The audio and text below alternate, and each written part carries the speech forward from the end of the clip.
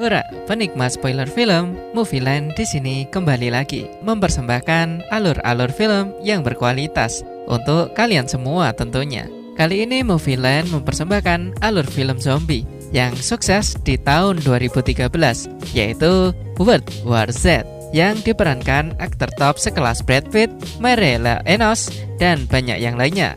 Bercerita tentang seorang agen khusus PBB yang harus melakukan penyelidikan khusus mengenai virus zombie yang meneror seluruh dunia. Jadi langsung saja kita tonton videonya. Check it out, check it bro.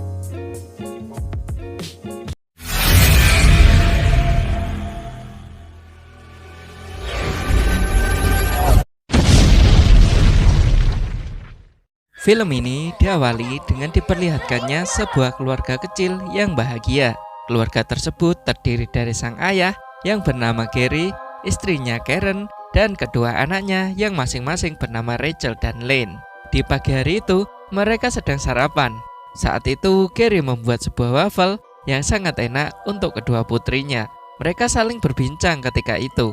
Selesai sarapan, mereka segera berangkat untuk mengantar Lane dan Rachel. Scene pun berpindah ke jalan di kota New York.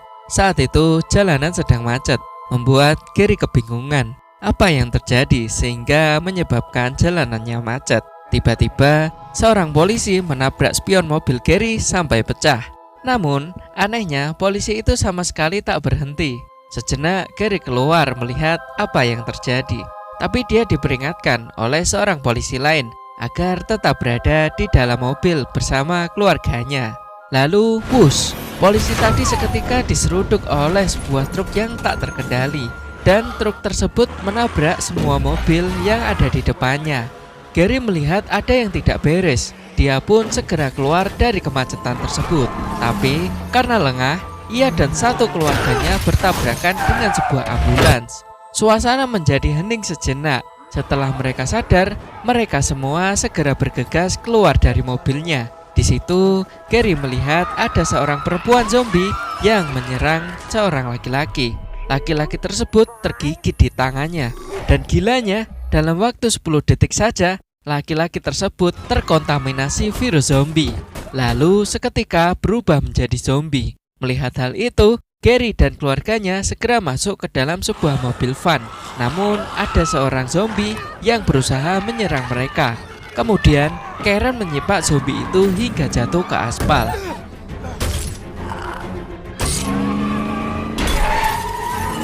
Singkat cerita, Gary dan keluarganya berhasil lolos dari kejaran zombie tersebut. Namun, kota New York sekarang sudah hancur lebur dengan asap yang mengepul di mana-mana. Di perjalanan saat pelarian, anak Gary yang bernama Lane ternyata sakit bengek, dan bersama dengan itu, Gary mendapat telepon dari agen rahasia yang bernama Terry. Dia menceritakan sekarang di seluruh dunia, virus zombie sedang merajalela. Terry juga mengatakan akan menjemput Gary dan keluarganya menggunakan helikopter. Setelah itu, Gary dan keluarganya pergi ke Indomaret untuk menjarah obat-obatan dan makanan. Tiba-tiba polisi datang, tapi bukannya menangkap para penjarah, polisi tersebut malah ikut-ikutan menjarah barang-barang yang ada di situ. Sekarang, Gary dan keluarganya menuju ke sebuah apartemen. Dia berharap helikopter bisa menjemput mereka di atap gedung tersebut. Namun, Terry mengatakan bahwa mereka akan menunggu pagi hari untuk menjemput keluarga Gary. Namun yang aneh, terlihat ada gelandangan yang sedang minum-minum di pinggir jalan dan sama sekali tidak diserang oleh zombie.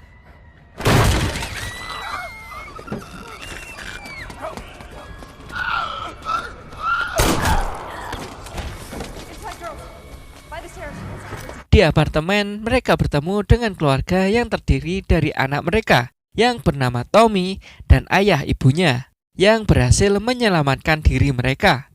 Karena hari sudah malam dan di luar banyak zombie liar, maka mereka memutuskan untuk menginap di tempat tersebut. Keesokan paginya, Gary mengajak keluarga Tommy untuk melarikan diri dari apartemen menuju atap gedung tersebut karena helikopter penyelamat akan segera datang untuk menjemput mereka. Tapi ayah Tommy tidak mau mengikuti ajakan Gary dan bersikeras untuk tetap tinggal di apartemen. Tentu saja, jalan menuju atap sangatlah berbahaya Gary dan keluarganya harus berjibaku demi menghindar dari kejaran para zombie. Sementara itu, di apartemen keluarga Tommy, terlihat para zombie yang mendobrak pintu. Tak apa yang akan terjadi pada mereka. Kembali ke Gary. Gary dan keluarganya masih saja dikejar oleh para zombie. Gary dengan alat yang seadanya berusaha untuk menghalau para zombie dari keluarganya. Sampai di mana Gary terdesak dan tiba-tiba zombie tersebut ditembak dari belakang. Ternyata itu adalah Tommy. Dia sendirian tanpa kedua orang tuanya. Iya, kemungkinan karena kedua orang tuanya sudah dimakan oleh para zombie. Setelah itu, mereka terus menuju ke atap. Terlihat sebuah helikopter beserta 2 tentara menembaki para zombie agar keluarga Gary bisa masuk ke helikopter. Setelah itu, sampailah mereka ke sebuah kapal induk, di mana semua pengungsi dari seluruh dunia berlindung di dalam kapal induk tersebut. Dimulailah pembicaraan yang serius antara Gary dan Terry. Di situ juga terlihat seorang peneliti dari Harvard yang bernama Dr. Fashback. Dr. Fashback ini memiliki teori bahwa jika mereka bisa mendapatkan spesimen awal atau orang yang terjangkit pertama kali dari virus zombie ini, mereka bisa membuat sebuah vaksin dari virus tersebut. Kemudian datanglah seorang kolonel angkatan bersenjata. Dia meminta Gary untuk melaksanakan sebuah misi mencari spesimen awal dari virus zombie tersebut. Di sini terkuak bahwa Gary dulunya adalah seorang mata-mata terbaik yang dimiliki oleh PBB. Tapi Gary di situ menolak misi tersebut karena ia sekarang memiliki keluarga dan tidak bisa meninggalkan mereka. Maka kolonel tersebut memberi pilihan pada Gary. Jika dia tidak mau melaksanakan misi ini, maka ia dan seluruh keluarganya akan diusir dari kapal induk tersebut. Dengan terpaksa, Gary pun mau melaksanakan misi tersebut. Setelah berpamitan kepada istri dan kedua anaknya, Gary dan timnya berangkat untuk menjalankan misi khusus. Di pesawat, Gary berbincang dengan Dr. Fashback. Dokter tersebut berkata akan menemukan sesuatu dalam perjalanan tersebut. Setelah beberapa lama, sampailah mereka di sebuah pangkalan militer Korea Selatan. Saat mereka turun, mereka disambut oleh para zombie, sehingga Dr. Fashback yang kaget tergelincir dan mati seketika. Oh alah.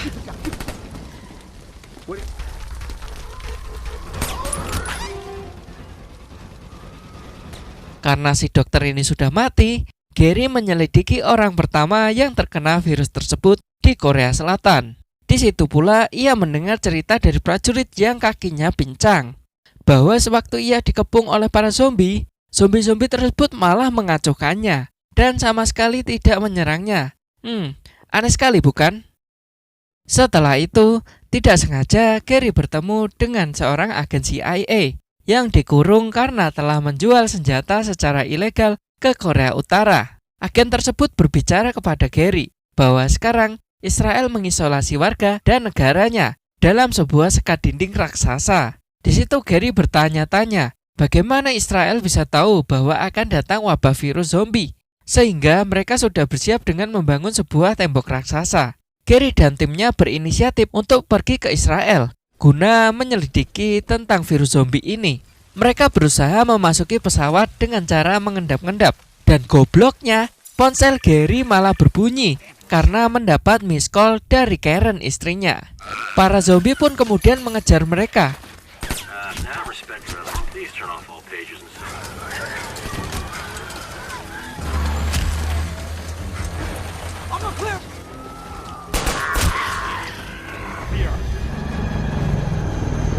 Setelah dia sampai ke Israel, Gary menemui seorang petinggi Israel. Gary bertanya bagaimana mereka tahu soal wabah virus tersebut. Lalu, petinggi Israel itu menjelaskan bahwa mereka sudah menyadap sebuah komunikasi dari seorang jenderal India, sehingga mereka memiliki informasi bahwa akan datang wabah virus mayat hidup, yaitu zombie.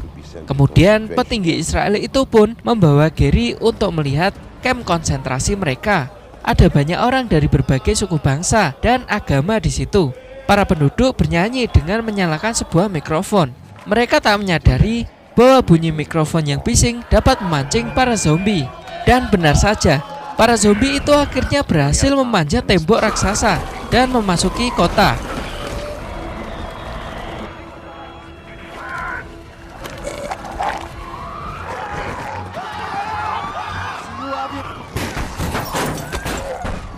Terlihat tentara segera bergegas untuk menembak para zombie yang ada, tapi mereka kalah jumlah dan akhirnya menjadi korban keganasan para zombie. Penduduk kota seketika berhamburan, tapi apa daya, mereka akhirnya dimangsa satu persatu oleh para zombie.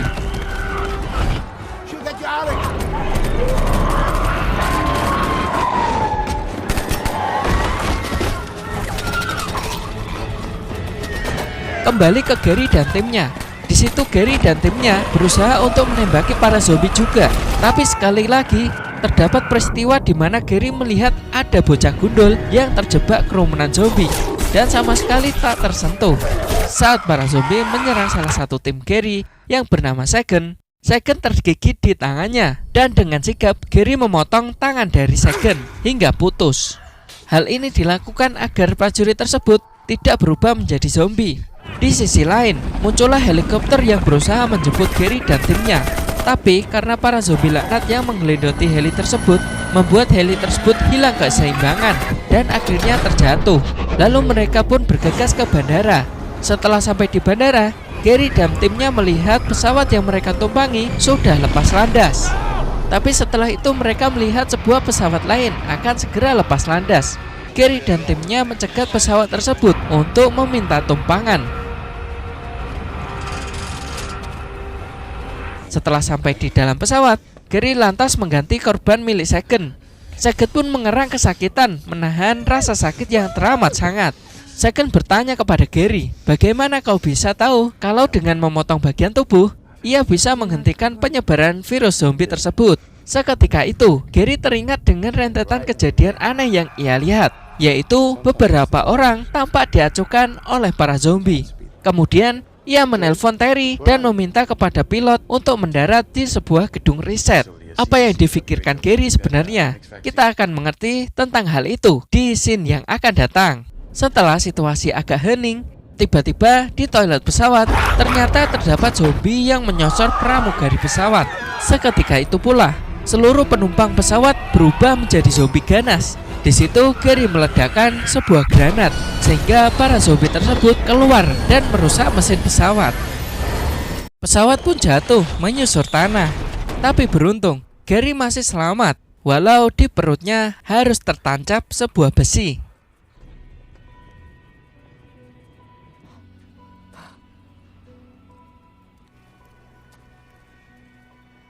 Gary dan Sagan kemudian pergi ke sebuah gedung penelitian milik WHO. Di depan gedung itu, Gary sudah tak kuat dan seketika ambruk. Di kapal induk, Terry dengan sangat menyesal harus memindahkan keluarga Gary ke kamp pengungsian. Dikarenakan Gary sudah dianggap meninggal dan sudah tidak ada untungnya lagi menampung keluarga Gary di kapal induk tersebut. 3 hari berselang, Gary sadar dari koma. Ia mendapati dirinya diikat dan besi di perutnya sudah dioperasi. Dia melihat 2 orang peneliti di gedung tersebut. Mereka bertanya kepada Gary, siapa Gary sebenarnya? Gary menyuruh salah satu peneliti untuk menelpon Terry guna menjelaskan siapa dia sebenarnya. Di situ Terry menjelaskan siapa Gary sebenarnya, termasuk misi khusus Gary. Setelah Gary sembuh, kepala peneliti yang bernama John menanyakan apa yang dibutuhkan oleh Gary, sehingga ia harus jauh-jauh ke gedung riset tersebut. Gary menjawab, ia membutuhkan virus mematikan. Setelah itu, Gary berbicara di sebuah kantor bahwa virus mematikan bisa digunakan untuk melawan para zombie. Salah satu peneliti menjawab bahwa mereka sudah mencobanya. Virus menginfeksi inang yang masih hidup, sedangkan para zombie sudah mati. Kemudian Gary menjawab, bukan untuk para zombie, melainkan untuk manusia sebagai kamuflase, karena para zombie bisa mendeteksi kehidupan yang masih sehat, sedangkan mereka yang terkontaminasi virus mematikan tidak akan diserang oleh para zombie. Kesimpulan ini didapat Gary setelah melihat kejadian-kejadian aneh sepanjang pertempuran melawan zombie. Kemudian peneliti tersebut berkata bahwa cara paling efektif untuk menguji hal itu adalah dengan menyuntikkan virus ke seseorang, lalu membiarkannya berhadapan 1 lawan 1 dengan para zombie. Seketika itu pula, Gary langsung menyodorkan dirinya sendiri sebagai objek percobaan. Namun ada suatu problem lagi yang harus dihadapi mereka, yaitu semua virus dan bakteri berada di ruang B, dan ruang B tersebut kini dikuasai oleh zombie. Maka jika mereka ingin menguji coba teori dari Gary, mereka harus menyelinap ke gedung B. Dengan persiapan seadanya, Gary, Saiken, dan John pergi menyelinap guna memperoleh virus dan bakteri di gedung B. Tapi si goblok John ini malah membuat blunder, sehingga para zombie mengejar mereka. Di tengah pengejaran, Gary mengalihkan perhatian para zombie yang mengejar Saiken dan John. Gary berusaha meloloskan diri dari kejaran para zombie dengan mengunci pintu laboratorium dan memoncrotkan sisa zombie yang masih mengikutinya. Di lain tempat, Saiken dan John yang salah ruangan dikejar zombie kembali. Di situ Saiken berusaha menembaki para zombie sampai akhirnya Saiken dan John berhasil kembali ke tempat persembunyian.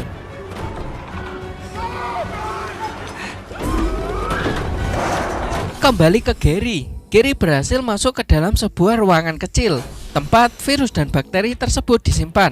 Karena tidak tahu botol mana yang harus diambil, maka ia pun mengambil semua botol yang ada di situ. Tidak sampai di situ saja. Ternyata saat si Gary mau keluar dari ruangan itu, di balik pintu dia sudah ditunggu oleh seorang zombie. Akhirnya, seperti bermain judi, ia menyuntikkan isi dari botol tersebut ke tubuhnya. Walau dia tidak tahu yang ia suntikan virus ataukah bakteri. Dan apakah teorinya mengenai kamuflase tadi benar-benar terbukti? Sebelum ia membuka pintu guna berhadapan langsung dengan zombie, ia menulis sesuatu di kertas yang berisi salam untuk keluarganya. Dan percobaan pun dimulai. Dia membuka pintu dan berhadapan langsung dengan zombie tersebut. Akhirnya teori kamuflase dari Gary ternyata benar-benar terbukti. Dan ia bisa melenggang bebas melewati para zombie seperti aliran air.